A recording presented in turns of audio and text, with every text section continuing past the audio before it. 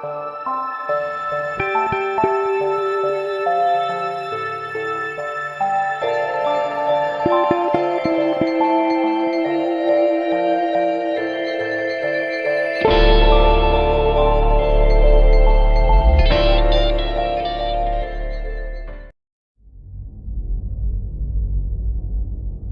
and welcome to Down the Rabbit Hole.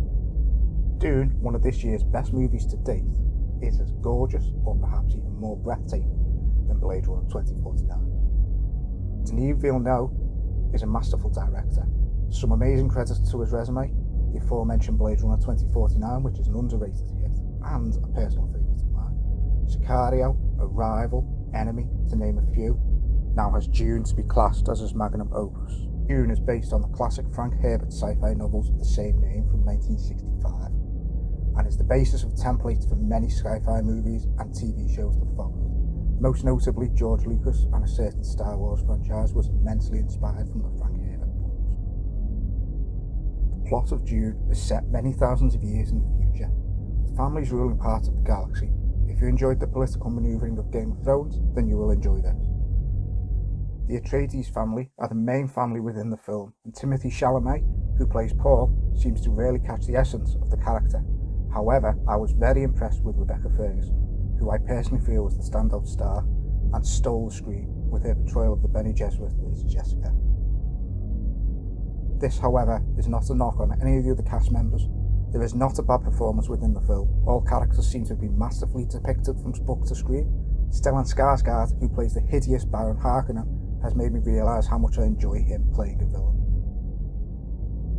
Whilst this is only part one, it therefore has very little screen time for some of the characters.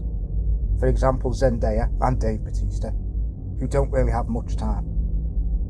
However, their roles, which are greatly expanded within the further novels, will hopefully be expanded more in the future films. The good news is that part 2 has been greenlit by the studio following a week of part 1's cinema release, which has been set for an October 2023 release date. Being a 1980s child, I grew up with David Lynch's 1984 Dune film, starring Carl McLachlan. This is a film I remember fondly. However, I had not seen it in over 20 odd years, so in preparation for the new movie, I rewatched it and can only say that the film is not a patch on the 2021 movie. Whilst 1984's Dune took a fair bit of creative license, the 2021 movie can be classed as a faithful adaptation of the source material. The grandiose spectacle of the film is akin to this generation's Lord of the Rings, and potentially, I hope, will even surpass the latter. If you have not seen the movie yet, I must recommend seeing it in the cinema, as the bigger the screen creates the atmosphere of Arrakis perfectly. To date, Dune holds an 83% approval rating on Rotten Tomatoes. I personally feel it should be higher, but I do understand that a film clocking in 156 minutes runtime and being a sci-fi film is not to everyone's taste. However, the visual and practical effects of the buildings, the vehicles, and more importantly, the sandworms are a spectacle beyond comparison, which is ultimately created one of sci-fi's most iconic creatures.